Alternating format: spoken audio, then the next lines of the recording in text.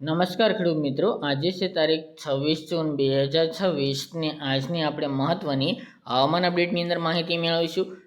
ગુજરાતની અંદર ચોમાસું આવીને અટકી ચૂક્યું છે। આગળ ચોમાસું ક્યારે વધશે, ગુજરાતની અંદર વાવણી લાયક વરસાદો ક્યારે જોવા મળશે તેની આપણે વિસ્તારથી માહિતી મેળવીશું। આપણી ચેનલમાં નવા આવ્યા હોય તો ચેનલને સબસ્ક્રાઈબ કરી નાખજો અને વિડીયો ગમ્યો હોય તો લાઇક કરી દેજો અને અન્ય મિત્રોને પણ શેર કરી દેજો। ખાસ કરીને મિત્રો આજે 26 તારીખની વાત કરવામાં આવે તો ગુજરાતની અંદર કોઈ ખાસ વરસાદની શક્યતાઓ જણાઈ રહી નથી, પરંતુ આપણે જે દર્શાવ્યું છે તે મુજબના ભાગોની અંદર છૂટાછવાયા ઝાપટા ક્યાંક ક્યાંક જોવા મળશે। એકાદ વિસ્તારની અંદર સારો એવો આજે વરસાદ ગઈકાલની જેમ જોવા મળે તેવી શક્યતા રહેલી છે। ગઈકાલે 25 તારીખના રોજમાં બોટાદ, વિછિયા, બરવાળા આસપાસના ભાગો અને ધંધુકા આસપાસના ભાગોની અંદર એક બે જગ્યાએ સારો એવો વરસાદ નોંધાયો હતો અને વહેલી સવારે જૂનાગઢના આસપાસના ભાગોની અંદર સારું એવું ઝાપટું નોંધાયું હતું। બાકી કોઈ વરસાદ નથી જોવા મળી રહ્યો। અત્યારે બધા મોટાભાગના વાત કરવામાં આવે તો ખેડૂત મિત્રો વાવણીની રાહ બેઠા છે।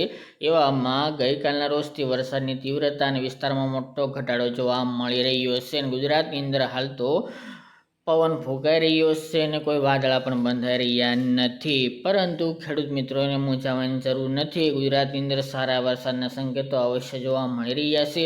હજુ 1-2 દિવસ દરમિયાન વાટ જોવાનો વારો આવે તેવી શક્યતા હાલ નોંધાઈ રહી છે, કારણ કે આગામી દિવસની અંદર ફરી પાછું ચોમાસું સક્રિય થવાનું છે અને 28 તારીખથી ફરી ગુજરાતના ભાગોની અંદર સારો એવો વરસાદ નોંધાઈ શકે છે। બીજો રાઉન્ડ વાત કરવામાં આવે તો ખાસ તો 28 તારીખથી જોવા મળશે અને 3 જુલાઈ સુધી સારા વરસાદના સંકેતો હાલ જોવા મળી રહ્યા છે। એટલે કોઈ ખેડૂત ભાઈને મૂંઝાવાની જરૂર નથી। ફરી ગુજરાતની અંદર સારો એવો વાવણી લાયક વરસાદ 28 તારીખથી શરૂ થવા જઈ રહ્યો છે। 28 તારીખની વાત કરવામાં આવે તો ખાસ કરીને સૌરાષ્ટ્રના ભાગો જેમાં હોય ભાવનગર, રાજકોટ, બોટાદ, અમરેલી, જૂનાગઢ, ગીર સોમનાથ તેમજ પોરબંદર હોય, મોરબી, સુરેન્દ્રનગર, દ્વારકા, જામનગર આ તમામ ભાગોની અંદર સારા એવા વાવણી લાયક વરસાદો આ રાઉન્ડની અંદર જોવા મળી શકે છે।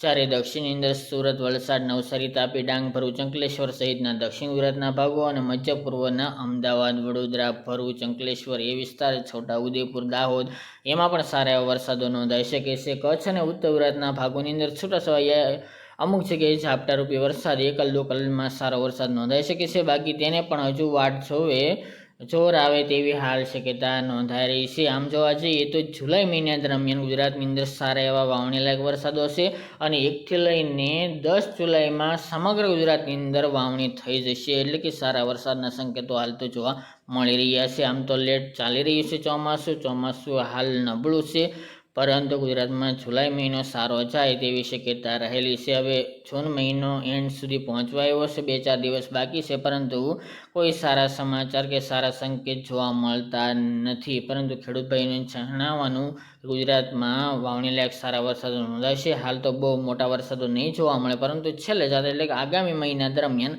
સારા એવા વરસાદો નોંધાઈ શકે છે। આજે કાલે 2 દિવસ ચોમાસું નિષ્ક્રિય એટલે કે સામાન્ય રહી શકે છે। ફરી 28 તારીખથી ચોમાસું જોર પકડે અને આગળ વધે ગતિમાનમાં અને ઘણા બધા વિસ્તારો કવર કરી નાખે તેવી અનુમાન દેખાઈ રહ્યું છે।